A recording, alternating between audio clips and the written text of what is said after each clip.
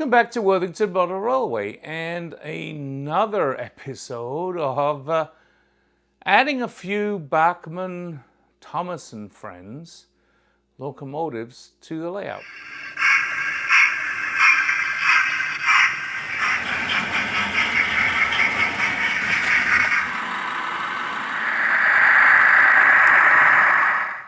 So obviously from the book today we're going to talk about James the Red Engine, because when James first arrived on Sodor, he wasn't red, he was actually black.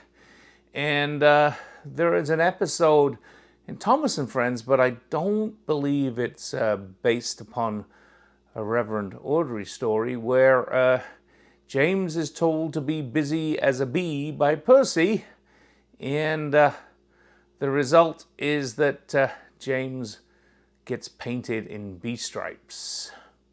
So let's see what we have. So much as I wanted to find James as the Red Engine, I've been having difficulty locating one at a reasonable price. I mean, they are out there, they're on eBay. Price is just crazy. I'm not quite sure what's going on, and hopefully Bachmann will release some more James in red. James is available in his original black, and the easiest way to get James right now is as Busy Bee James, painted in the bee stripes. So here we have Busy Bee James. We'll get him open and look at him. And while I was at it, I thought I'd add a couple more pieces of rolling stock. And again, these are kind of Bachmann and Friends pieces of rolling stock rather than the Railway series. But we have the Sodor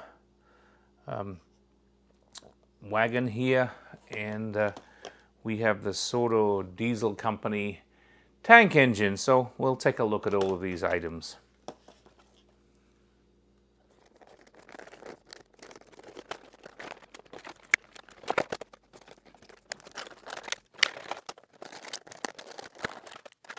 So let's start off by looking at the wagons. I mean, this is the Sodor ventilated wagon, the Sodor Fruit and Vegetable Company. And again, you know, it's a fairly standard Bachmann wagon. It actually has some quite nice detail, particularly on the undercarriage there. The brake detail is nice. The wheels are good. They're metal wheels. And you know, even though it's all molded detail, it's nice. The printing is great, and you know, it's a typical ventilated wagon of the sort that we would see generally. Again, you know, a little bit shiny on the paintwork, but nothing that I'm going to really complain about in terms of the detail on the wagon. I'm actually quite taken with it. It's a very nice wagon. If we look at the diesel tanker wagon, doesn't quite have the same amount of detail as some things do. I mean, again, you know, we have nice metal wheels. We have a lot of detail here on the underframe and the brake detail, and that's all very good because it's not vacuum braked. Thinking about it, this one's not vacuum braked either, but I don't really care that much about it. This is all just molded. It's not separately applied, and again, you know, just some molding here. And particularly, do notice the molding where the two pieces of the molding are sort of stuck together. There's a definite line. You can see that, yeah, the definite line on the top of the tank there. But I mean, generally speaking, it's okay. It's okay. If I was paying this amount of money for a regular wagon, I might be feeling a little bit like it was a little crazy, but hey, it's the Bachmann Thomas and Friends, so that's why we're paying what we're paying for here. But fun.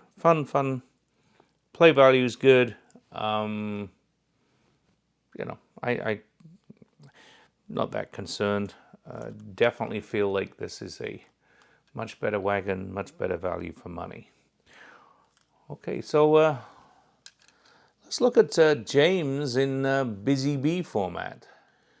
So James has get some interesting paintwork here, and I'm actually having problems not getting too much glare off the lights here as I try to look at James. James is a 260. Tender, I think, is definitely got some weird stuff going on. I'm sort of not quite sure what this tender is supposed to represent, but doesn't really represent anything that I would consider to be close to a real tender. But hey, that's part of this whole thing, is that these are not necessarily supposed to be identical to the prototype. In terms of James and the cab and what have you that's going on here, I mean, it's not too bad. I'm hoping that when I finally find a red engine, it'll be good. Does have a nice lamp on the front here, and he's very, very happy according to the face here, right? So that's definitely good. This front bogie is kind of interesting. It just sort of flops wherever it wants to go. Not too bad in terms of the buffer beam and what's going on there, and there's a hook coupling. And the buffers are not sprung, but didn't expect them to be. Again, play value is good because there's not a lot you can break on this. It's going to sort of sit past the test of time from that point of view.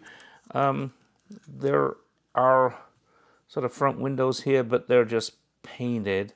You can't really see out. There's nothing to show there, so I'm a little disappointed in the cab.